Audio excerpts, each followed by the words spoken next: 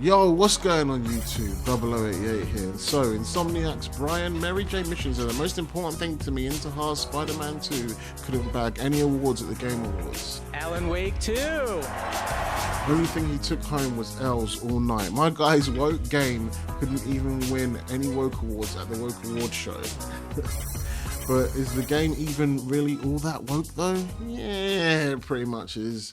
And we're going to go into why in this little review. Like I usually do, we're going to go into what I liked with sprinkles of bad and then what sucked ass with sprinkles of good. Let's get into it. Alright, the good first of all. The game is gorgeous. It has great graphics, great performance. I played in fidelity mode and it just looks gorgeous. It looks good, smooth frame rate, everything looks nice. So there's nothing wrong in that end. It has a good cinematic feel. Insomniac Spider-Man series feels premium. Like Spider-Man doesn't feel like a little midget man, or the PS1 levels, or even the Spider-Man Raimi movie games. They feel premium. They feel like high quality Last of Us, Metal Gear Solid type games. I've never played Web of Shadows. I've never played Shattered Dimensions.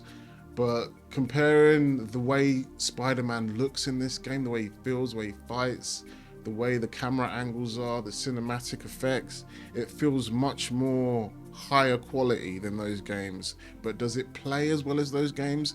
To be honest, I can't really tell you because I haven't played those games, but from what I've heard people say, this game doesn't really touch that in terms of innovation and in terms of gameplay. That's the issue, and we're going to get into that a bit later. The story of Spider-Man was intriguing. It had good action set pieces, very cinematic, sometimes a little too cinematic, is the sprinkles of bad I was telling you about. We're going to go into why it was a bit too cinematic later on when I talk about the bad. But the story was engaging, it was very epic, movie-like. Standout characters were Kraven the Hunter, Harry Osborn was my favorite. He was like just telling you the real. I liked like his swag. Like, he just seemed normal compared to everyone else who seemed a bit cringe, or maybe a bit too woke, or maybe a bit too pandery. All the other characters seemed a bit like they were trying too hard. Whereas Harry just seemed just like a guy. He just seemed like he was chilling, you know. And one of my favorite moments was I hate the idea of Miles Morales and Peter Parker both being Spider-Man at the same time, going both by the name Spider-Man. Give Miles his own name, for crying out loud. And Harry said it straight. Harry was like, oh, so you guys are like both Spider-Man? And you both go by the name Spider-Man? And then Peter was like, yeah. And then Harry's like, that's confusing. Well, what do you and the other guy go by? I don't know. Spider-Man? Spider-Mans? That's confusing. Thank you, Harry. This place is crawling with hunters. Harry's the only one So with you common do need help. sense. And I was like, yes, thank you, Harry. Tell them. Are you the only one with any brains here? Everybody's like, we are both Spider-Man. They both literally have Spider-Man as their name in the subtitles, and they have to differentiate them by the stupid colors of their masks. And then you got people in reality that can't read the subtitles, don't know who the fuck you're talking about. Spider-Man. Which one? I don't know. But anyway, I liked Harry. And Kraven was cool because he's a warrior and he wants to go out like a warrior, but my guy's got cancer. He doesn't want to get killed by the lame disease. He wants to get killed in battle. He wants to find someone that can defeat him in battle. He wants to feel alive as he's dying, ironically enough. And I can appreciate that kind of story, and it makes sense. You know, I kind of like Kraven's story and the way he was depicted. He was this badass, he was ruthless. He was like taking out Peter's rogues gallery. Spoilers, by the way. Wish we could see him take out the rogues gallery. No, people have said that and I agree. He was dangerous. We should have played as him at some point. And the way he went out raw. He went out to Venom. And it was pretty sick. The web swinging was a lot better than the previous games. Once you turn off assists, it becomes really satisfying. I don't think it was as free as the Raimi Spider-Man 2 Spider-Man game. I can't say I know that for sure because I ain't played that in so long, but I just remember not having as much control and it being a little bit ran by momentum. For example, when you unlock what should have been in the original Spider-Man game, where you do the loop-de-loop, that there's no physical logic behind that. It's just, I mean, it's fun. I like suspending my disbelief of the physics and just having fun, just imagining Spider-Man can just do that because he's got that momentum. But it's not reality. It's not you actually making that happen, which probably would be more satisfying in the end. But it's still fun, but there's nothing like doing your own loop-de-loop from your own momentum, you know? But it's still quite fun. So the web swinging definitely improved, and obviously the web wings is really cool. I love how they use the web wings from the comic books. I used to hate that shit. I used to hate the web wings. I remember when I first played Enter Electro, and that game had the web wings, and I was like, what is this? I didn't know Spider-Man used to have those in their classic comics back then. That was a long time ago I played that game. I was a kid. Until I went back, read the classic comics, and thought, okay, this is classic Spider-Man. This is the dark blue Romita suit as well, you know. Obviously, it happened first in Far From Home when Tom Holland's Peter Parker made the web wings. Now the web wing, they're using it for gliding, and it's really cool. It's really a nice, resourceful way and creative, innovative way to bring back the web wings from the comics and use it in a way to help traversal in a way that makes sense for Spider-Man as a character, since, you know, he can't fly or anything, and webbing everywhere can get a bit tiresome. There's now a reason to fly across is it the Brooklyn Bridge? The bridge in New York? Is it the Hudson? I don't know what to call that bridge. I'm not from New York. All right, leave me alone. All right. But yeah, I just wish the game had more innovation. But yeah, the web wings is a good start, I guess. But that should have been like the first thing they did, and then innovated from there. But yeah, overall web swinging with no assist is pretty fun, and you can get really good at it. But it doesn't hold a candle to classic, momentum-driven, grimy Spider-Man 2 game back on the PS2, which is crazy. We're on PS5 and it's just getting more and more stuck, which I'll get into later on. And the combat was very fun, but it gets really repetitive. It is more satisfying on harder difficulties, but I imagine it can be boring as hell on easier difficulties. Not very creative. There's not much. This is supposed to be the good shit. I was supposed to be sprinkles of bad, but it's supposed to be good. Anyway, I'll get into the bad when I get into the bad of the combat. But yeah, it's overall quite fun on harder difficulties and quite challenging. And it's nice to string some combos together, and you have to really focus on harder difficulties, like on spectacular mode, because like just a couple hits, you're gone, especially with the new parry system. Parry system wasn't very responsive. I don't know if it's because I was playing in fidelity mode. Maybe if I played in performance, I'd have had more frames to react to the parries. It was definitely a new addition that shook things up a bit in the combat, because normally you just press triangle to dodge and attack, and just avoid things like that. But the parry shook things up so much that you got to press L1 now. You're like, oh shit, which one is it? And the yellow coming out. And I was watching Amazing Lucas's review, and he made a great point about how it would make more sense if the yellow came on the spider sense rather than the enemy, because then you just focus on what Spider-Man's doing or what his positioning is. Because sometimes, on the rare occasion where, you know, physics actually works and there's actually some contextual animations happening, when you're already within a move, Spider-Man can't parry quick enough, so you're stuck, and then you just get smashed in with that big hit, and you can't dodge it, you can't parry it. But if you see it earlier, if you see the yellow spider sense earlier, then you'll know, okay, I've got to get ready to parry or dodge this. I think that'll be more appropriate. It'll be interesting to see if that changes things. Overall combat is pretty fun, but repetitive. And I like the fact that you had a nice selection of different costumes. Insomniac Spider-Man's getting known for that now since the first game, Miles Morales' game, that you can switch between. A lot of hit and miss costumes though. For me though, I'm not really bothered by that, but for other people that might be into that, that's great.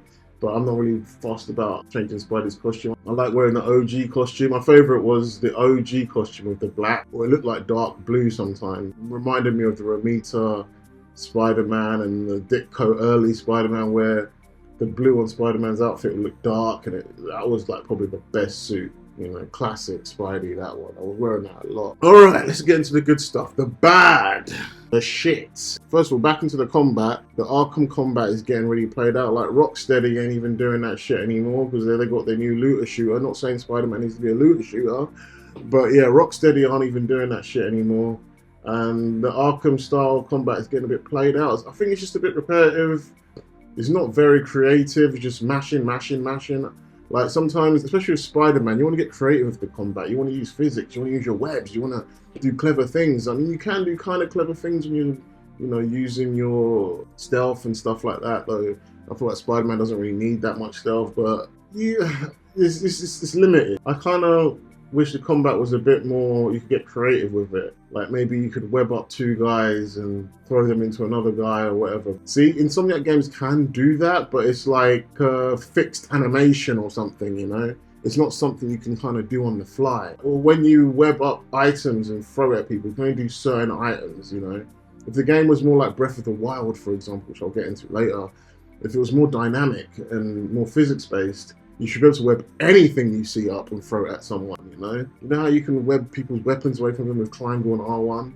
Imagine you could web up their weapons and throw it to somebody else or something like that, you know? You could improve on the fighting, make it a little bit more dynamic.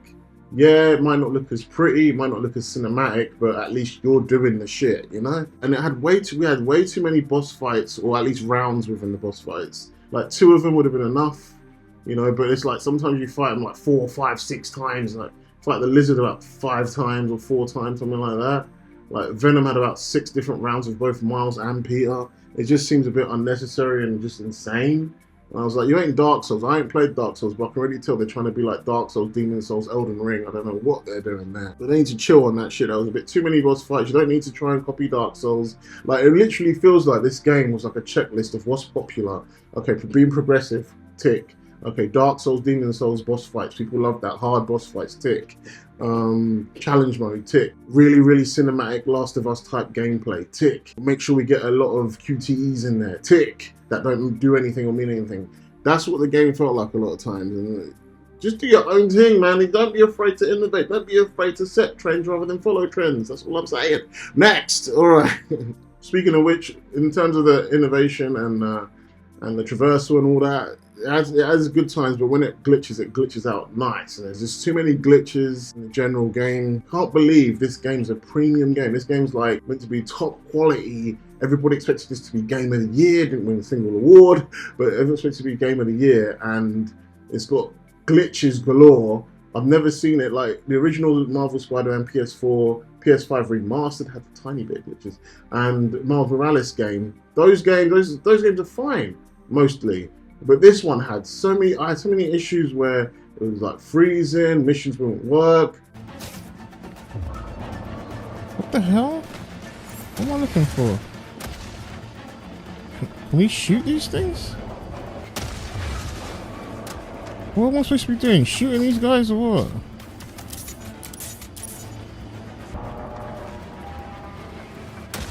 Why is this game so glitchy, man?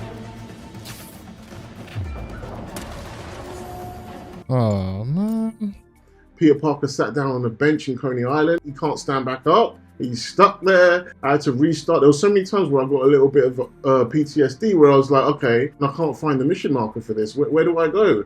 Oh, is it glitched? I don't know if it's glitched or not. You know, do I have to restart? Do I turn on PlayStation off, turn it back on again? I played it late as well. So I played it in December where the patch came out, or at least an update came out. They still haven't fixed a lot of the issues. So yeah, this is very, very poor optimization, really glitchy.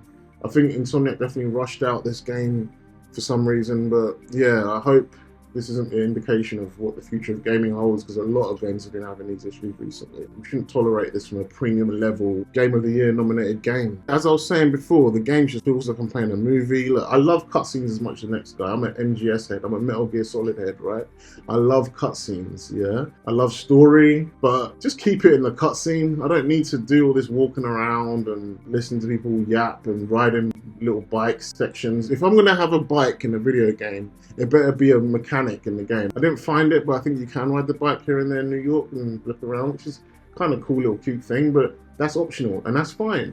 But the whole riding the bike with Harry thing, unless you're introducing it, maybe I missed it, maybe there's a little thing that says you can ride a bike anytime you want in New York. It's an introduction to a gameplay thing, that's fine, but the way it was like forced story cinematic moments that feels a bit, is this all the game? Am I playing a movie? Is this an interactive movie? I don't really need that. I want gameplay, I want immersion, and I want to feel like I'm doing the stuff rather than just watching a character or helping a character do this stuff. I want to feel like I am Spider-Man, which I'll get into a bit more with my RPG Spider-Man idea. And I love the Shenmue style QTEs. One of my favorite franchises of all time is Shenmue, which was one of the games that pioneered QTEs, but Shenmue did that shit differently. When Shenmue did QTEs, you could fail them.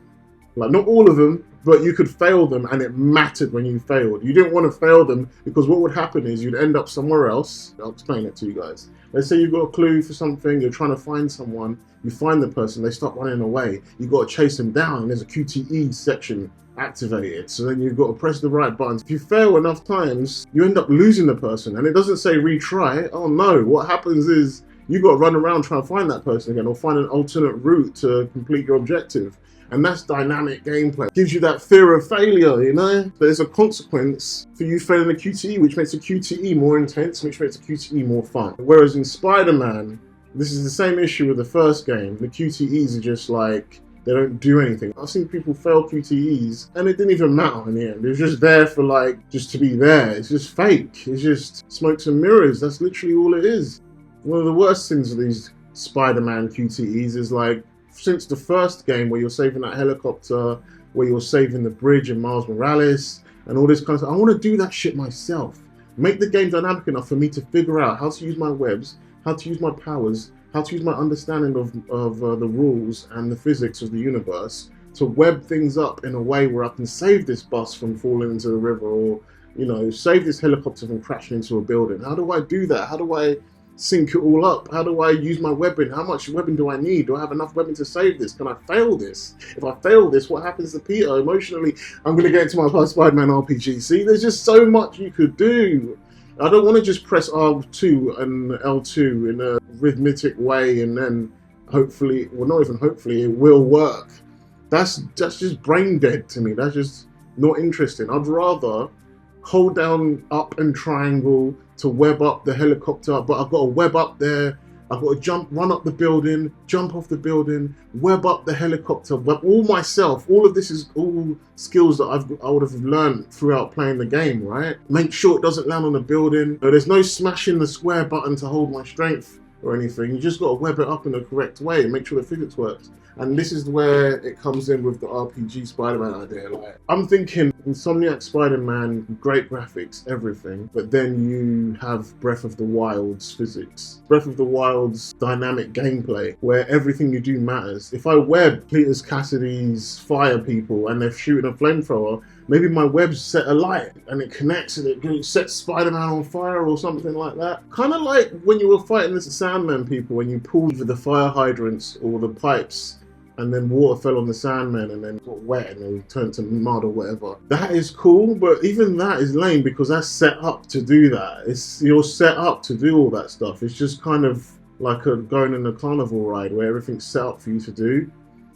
I want to be able to think of that myself. How cool would it be if that wasn't the intention of the developers? It's just a working pipe system you could use. Like, that would be clever, but if that's too complicated, then maybe you could use some kind of water mix, or maybe someone's got a bottle of water or something. I don't know, there's just something clever where you can actually think of, oh, would this work? If I want to be able to think of it in my head and then do it in the game. Like, how cool would that be? That's what I mean by more dynamic gameplay. Instead of doing 7-hit combos and whatnot, doing the same moves over and over again, I think it'll be more satisfying defeating enemies using dynamic gameplay and using in-universe physics and rules that maybe even the developer didn't think, oh, I didn't know that could be possible. Nice, you know?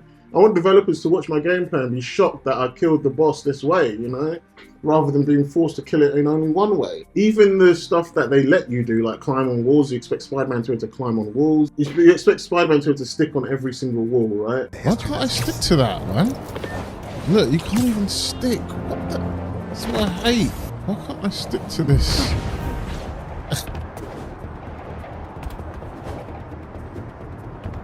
He'll run up it, but he won't stick. Why can you only stick to certain things? Make a proper Spider-Man game that with actual physics that makes sense. Me either. Like, they should code it so Spider-Man sticks to everything, right? If you press this button, Spider-Man will stick to everything, no matter what surface it is. The last time we did a physics-based game where it was consistent without it being forced, it was literally Red Faction. That game, Red Faction Guerrilla, that game could break every piece of wall. Everything was breakable. And you could literally plan it all out based on that. Creative, dynamic game. And it turns out, no, this wall's not going to be able to stick on. I don't know if it's a glitch, but I don't think it is. There's literally certain areas in the interior and maybe on the bridge and certain areas in the game where Spider-Man just won't stick on the wall. He's not allowed to, or you can't stick on the ceiling because they don't want you to at that moment in time. They want you to crawl in this cinematic way across this pipe. And that's the only thing you're allowed to do. That's the only thing they programmed Spider-Man to be allowed to do. And I just hate the limitations there. Yes, the game looks very pretty, but there's not much you can do in it. It's very stuck. It's not very flexible. And Spider-Man, he's supposed to be flexible as hell. And that's the only issue I have with Insomniac's design. It's too rigid. How cool would it be if Spider-Man was like a mixture of like an RPG Bethesda type game with Legend of Zelda Breath of the Wild physics, with Insomniac's beautiful graphics and animations and stuff? That would be lit. Like, imagine you have to go on dates, kind of like GTA 4 when you're going bowling with Roman, but not as annoying. And you can go on dates with Mary Jane, you can go hang out with Harry, hang out with Miles, go help Aunt May at feast or something. But then something happens, and this is like dynamic. This isn't like part of the story. It could be a side mission, it could be a main mission. Maybe main missions can dynamically just show up while you're doing a side mission. And the Green Goblin or the Scorpion or Doc Ock just suddenly is attacking the bank, you know, down 40th Avenue or whatever New York street you can think of. And then you have a choice now to continue your date with MJ or to go and stop Green Goblin robbing the bank or whatever, you know? And if there's no press X to leave or press square to continue your day, you should be able to physically move the analog stick and get up. MJ's like, where you going? And you go change, and then you go to web all the way there and go save, you know, thingy. Or you could just decide to stay on a date. And how cool would it be to have like maybe like a great responsibility meter or something, or some kind of morality meter that shows Peter how well he's doing? Like, is he living up to his responsibility? Is he being Spider-Man? But then also maybe his mental health is suffering. His mental health is suffering because his relationships with his family is suffering, and he's not got any money. Maybe you can do side jobs or take pictures of Spider-Man and give it to J. Jonah Jameson, and you can earn money in order to help fund your web fluid, you know? And your webbing runs out and you have to go refill it. And just like using ammo in games. Like, I know that people love the convenience of having borderline infinite webbing, but how cool would it be if your webbing runs out? You need to fund it, you need to get money, you need to take pictures and send it to Jameson. That could be like little side missions that you could do. And then, yeah, so if you decide to not go on those missions, maybe Spider-Man gets depressed the other way now, and he's not living up to his responsibility. And then he realizes, I can't deal with this, I don't want to be Spider-Man anymore. And then you have to get your act together and maybe do the Raimi Spider-Man 2 shit and go save people as Peter Parker in order to get Spider-Man's confidence back up again to be Spider-Man. And kind of like Red Dead Redemption had it with their morality meter or something. You could be a bad person or a good person. Obviously, Peter's always going to be a good person, so the morality meter would be more focused on, is he living up to his responsibility, or is he slacking, and is he just having fun doing side missions with Mary Jane and Aunt May and Harry, and or just, you have to keep a balance. And I think that's part of what is Spider-Man's life. That's Spider-Man's gameplay. I think we're missing a lot of the Peter Parker stuff, and I know some people might be listening to this and thinking, oh, I don't want to play as Peter Parker. We played as Peter Parker way too much in this. And I get that, but it wouldn't be like how Insomniac's done it, where you're stuck in a cutscene and you're just walking around and riding bikes. This would be more like dynamic. You could choose to be Spider-Man all the way through if you want, but then maybe your relationships with Mary Jane and Aunt May suffer for it, and then you might unlock new storylines from that, or you might unlock storylines from not being Spider-Man, and that's how you unlock the storyline where Peter Parker's, you know, decides to be Spider-Man no more because you're never doing it. And I think that could be really fun and engaging and immersive. And that's the kind of Spider-Man game I'd love to play. Spider-Man RPG, yeah, you heard it here first. Right. Now, what you've all been waiting for. Is the story woke or the characters woke? Yes. Yes, it's fucking woke. First of all, let's start with Black Cat. Alright, we're done with Black Cat. Now, that was it. There's nothing to say about Black Cat. I mean, apart from the fact that I got kind of excited that maybe we're going to get to see Doctor Strange or something, but, you know, we've got Wong. First hints at seeing other heroes actually communicate with us. Like, I mean, it's crazy. The symbiote takes over the whole of New York, and the Avengers are nowhere to be seen. Fantastic Four nowhere to be seen, though you do see the Baxter buildings getting built slowly. Black Cat, now she's got a girlfriend. Apparently she's a lesbian in the comics, or she's bisexual in the comics. Fair enough, whatever, I don't care. But what's annoying is, like, Peter doesn't even interact with her. Like, Peter's the one with the history, and then Miles does this mission with her, which it's just like she kind of just little bros him, and then that's it. There's nothing really interesting going on there. And obviously, she bigs him up as well, saying, "Wow, you're better than Peter Parker." Of course, she says that, and that's it. She goes off to France, and it was just a waste of time. Maybe there's going to be a DLC about her, we'll see, but right now it just seemed like a complete waste of time, the Black Cat shit. And everyone's saying, oh, what are you talking about, women, they're making women look ugly. Black Cat looks good. Yes, her face does look good indeed, but her costume is just covering everything up, can't see shit. Leather is fine, and it's fine, that's what you want to do, but we know why you're doing it. We know why we can't see no more cleavage. We know why she's not like Catwoman in Arkham Knight. But that's fine, it's all good. As long as the face ain't that bad. And Black Cat looks alright. She looks alright in the face. Now, speaking of someone that doesn't look alright, Mary Jane, Miss Farquaad herself. They butters her up. If you don't know what butters means, it's like a London street slang, which means ugly. They uglified her up. They gave her this massive ass chin. And I don't know what, she wasn't even all that in the first game, but now they just destroyed her, and I don't know why they did this. They made her look way older than Peter. They made Peter look really young for some weird reason. Made him look like Tom Holland. I don't know what the goal there is. Why do you want to associate so much with the MCU? Just make your own Peter. That's what you do. You make your own Spider-Man. You have a whole new costume with the white spider. Just like in the first game, her personality still stinks. He's still annoying as fuck. She doesn't complain as much as in the first game, but she's still horrible to Peter in this one, especially when she gets the symbiote on her, you know, the scream shit, and she starts letting out all her feelings and all her issues with Peter, and how that he can't get hold a job, and they can't get a house, and all this kind of shit. MJ, I was wrong. You don't have to trust me, but please trust yourself. Let me do what I have to do! You're right! I've been selfish! I was so wrapped up in my own life, I never thought about yours! Oh my. He's like, I'm so sorry, I've been selfish, and he just slaps him with his hair. And yeah, you can say, oh, it's the symbiote that made her say all that dumb shit. You can say that, but in reality, the symbiote's there to enhance what you're actually feeling inside. You know, that's what she's feeling. She didn't even apologize for it. I don't think she did. And then Peter's just sitting there like a little simp bitch, apologizing for everything. I'm sorry. And it just sounded manipulative as hell. And it sounded like she was just gaslighting the hell out of him. And I get it, it's a symbiote, but it's also what Mary Jane's feeling. They didn't even discuss it afterwards. Mary Jane riding the motorcycle and all that shit just seemed cringe. It made me roll my eyes, and let's not talk about her gameplay. Her gameplay where she uses her taser, the super taser. Everybody should be using this fucking taser, man. Give the police the taser. I know you don't like to show the police much in this game. Give the firemen the taser. Give Miles and Peter the taser in their web shooters. I don't know, Miles' sound thing was cute and everything, but this taser's fucking powerful as hell. It takes out symbiotes in one hit. These symbiotes were taking like 20 hit combos to kill and shit, man.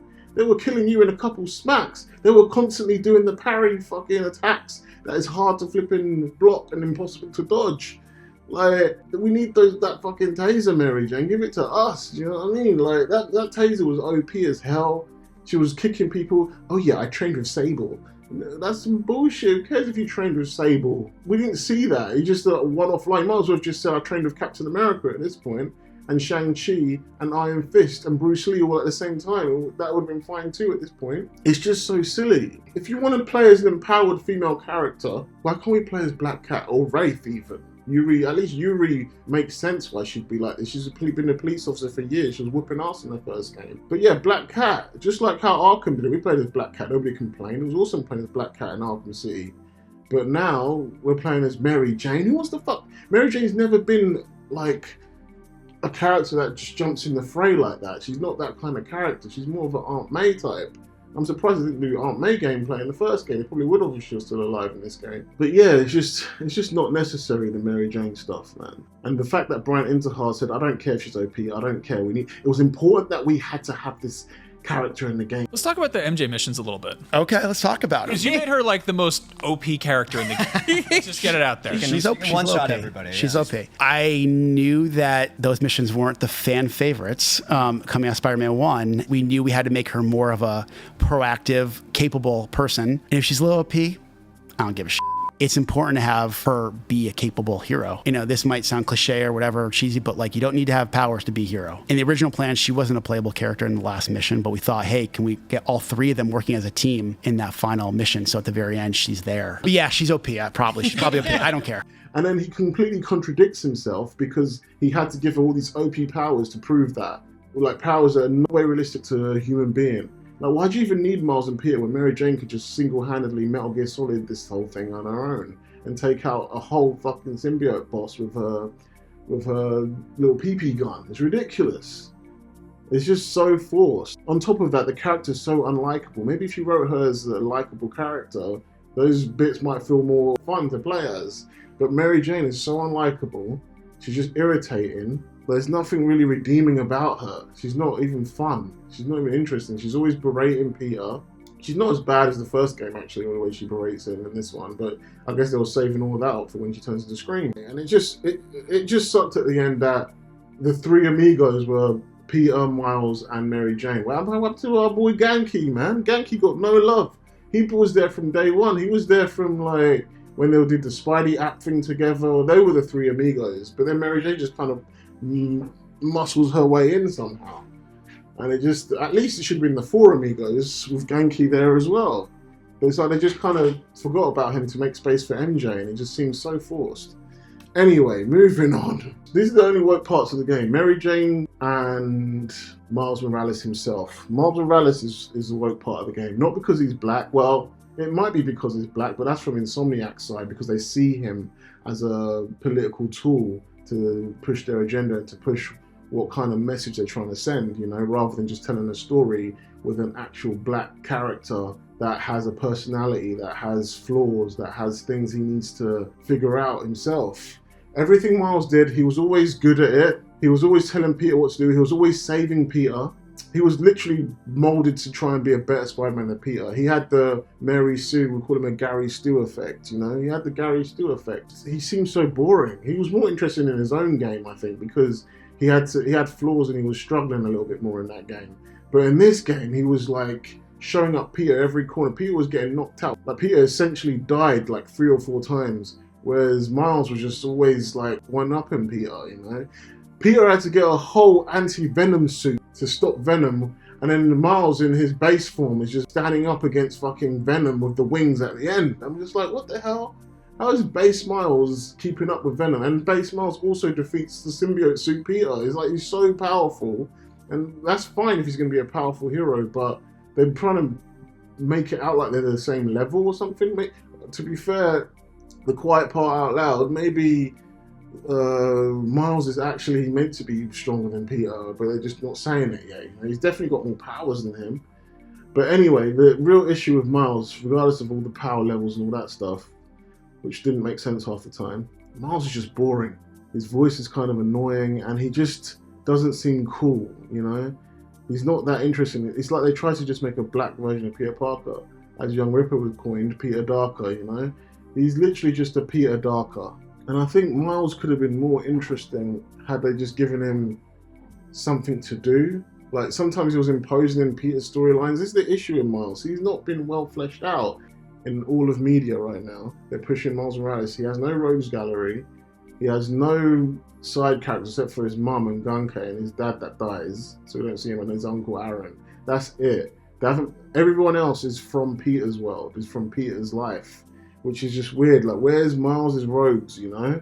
So because of that, in this game, he has not much to do rather than just be where Peter is and just like help him fight his own rogues gallery. He's just literally a sidekick. As much as they're trying to push this character as his own man, his own Spider-Man, his own person, he just feels like a Robin to Peter Parker's Batman sometimes, you know? Or a better Robin, rather, that saves him all the time. And do we want Miles to be a sidekick, or do we want Miles to be his own man? I feel like we want him to be his own man, right? It would help if he had his own name, which I was trying to get to with the Harry thing. Like, Harry said it right. Well, it's confusing. Also, his side missions were just dead. Like, he was just helping an old man in the park. We had to control his deaf girlfriend and spray paint. We had to go help, like, find stolen equipment, stolen musical instruments, from a black museum and all this kind of cringe stuff.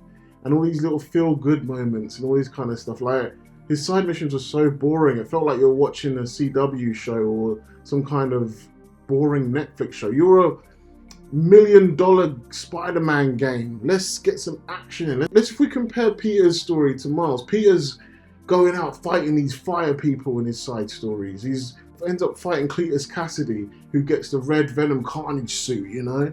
Miles is helping out people find their cats and stuff, and it's ridiculous. And I know you don't want to give Miles a hard time because you want him to be perfect. You're a perfect little purse puppy and that.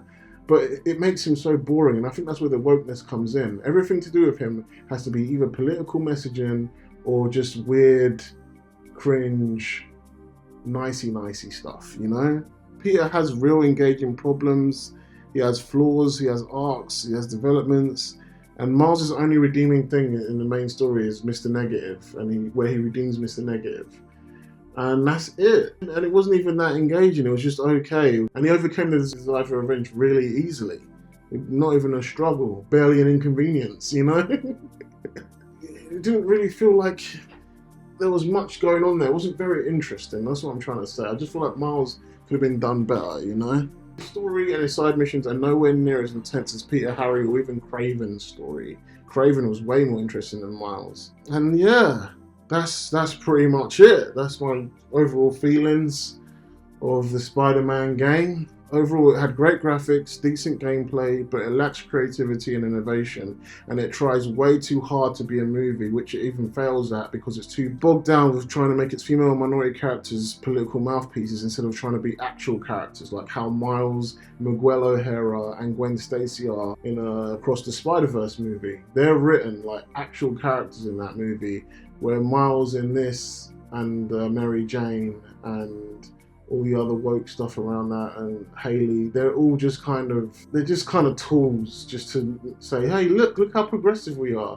We didn't write any interesting characterizations for these guys, but we put them here and we're really nice to them. We made sure they didn't go through any hardships or anything like that, and we made them fight for justice and truth. But in terms of actual arcs and storylines and character flaws and interesting character arcs for them, nah, you don't need all that. You can go watch Into the Spider-Verse, Across the Spider-Verse for that stuff. You don't need that here. We're all about Peter and any white straight male. They're the ones that can have the good storylines and the interesting stuff happen to them. By accident, we're going to make them the best interesting characters because they're the ones we can fuck around with. And that's what it feels like. But yeah, overall, it's a 6 out of 10 game. My rating will be 6 out of 10. Insomniac could do better. They didn't deserve to win any awards, but I don't know how they didn't win any woke awards with their woke game because their game was super woke. Alan woke one instead. But yeah, man, I'm glad I got this off my chest. That's my Spidey review done. Let me know what you guys think in the comments below. Do you guys disagree? Do you guys agree? What do you guys think of Spider-Man? Did it deserve to win any awards? And yeah, thanks for watching. Please like, subscribe, hit the notification bell for notifications, and I'll see you again soon. Peace.